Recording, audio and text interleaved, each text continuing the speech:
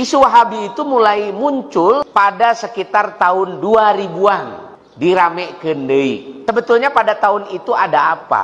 Nah, ini peristiwa September ini menjadi tonggak munculnya satu perubahan tata dunia baru itu. Sebab itu kan terjadi setelah runtuhnya Uni Soviet ya, 10 tahun sesudahnya. Kemudian beberapa negara bekas Uni Soviet itu dikuasai oleh Amerika.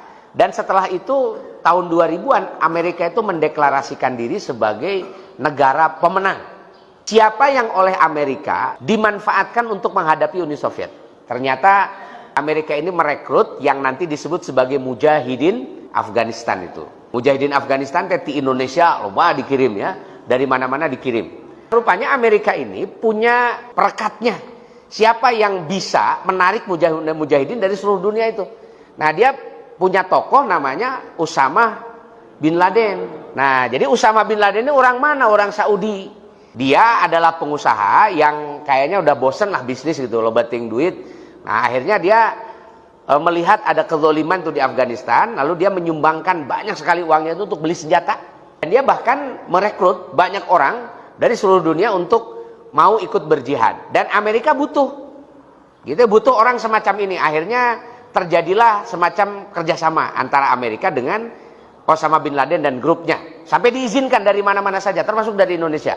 Kan model siapa ini? Abu Bakar Ba'asyir, dulu Abdullah Sungkar dan sebagainya itu pergi ke sana, ke Afghanistan. Ada sekitar 2000 orang.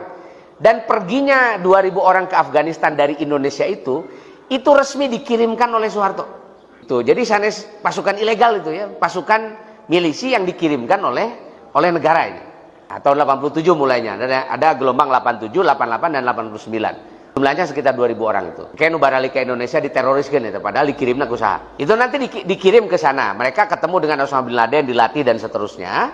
Dan akhirnya pasukan ini memang betul-betul dimanfaatkan oleh Amerika untuk menghadapi sebagian pasukannya Soviet sampai Soviet kalah gitu. Tapi setelah Soviet kalah, Osama bin Laden ini kan pasukannya dia kan beda tujuan dengan Amerika. Amerika mah tujuannya ingin menguasai Afghanistan kan untuk kepentingannya dia. Sementara kelompok ini tujuannya adalah ingin menegakkan kekuasaan atas nama Islam. Nah, sampai akhirnya Amerika itu jadi kewalahan sebab dia mujahidin yang direkrut itu jadi ngelawan Amerika. Jadi malah jadi penghalang. Nu tadina perang jeung Uni Soviet, Amerika tungtungna perang jeung saha? Mujahidin. Sampai akhirnya kemudian Amerika itu punya kesimpulan. Ini di dunia yang anti Amerika adalah kelompok yang terafiliasi dengan kelompok-kelompok yang diberangkatkan ke Afghanistan ini di seluruh dunia. Yaitu kelompoknya Usama bin Laden gitu. Jadi kelompok Usama bin Laden ini kelompok disebutnya itu Tanzim Al-Qaeda, disebut Al-Qaeda gitu. Tapi kalau ditanya saya Al-Qaeda gitu itu hanya sebutan aja gitu untuk jaringannya Usama bin Laden ini. Jadi di seluruh dunia itu. Nah, kebetulan Usama bin Laden orang Saudi. Diajarna kan namanya juga di Saudi. Saudi ini keluarga kerajaan yang sejak kerajaan ini didirikan di Uyainah, gurunya itu adalah Muhammad bin Abdul Wahab. Ya, rada mejah kan gitu kalau gurunya Muhammad bin Abdul Wahab berarti dia belajar akidah versinya Ibnu Taimiyah, belajar fikih mazhab Imam Ahmad dan terus turun-temurun sampai sekarang. Termasuk juga siapa? Raja Salman sekarang kan anaknya Muhammad bin Salman. Kalau belajar fikihnya siapa? Fikihnya mazhab Imam Ahmad bin Hambal. Karena di Saudi kan memang berkembang fikih mazhab Imam Ahmad. Terus dari segi akidah apa yang dipelajari? Yang dipelajari itu adalah pemikirannya Ibnu Taimiyah.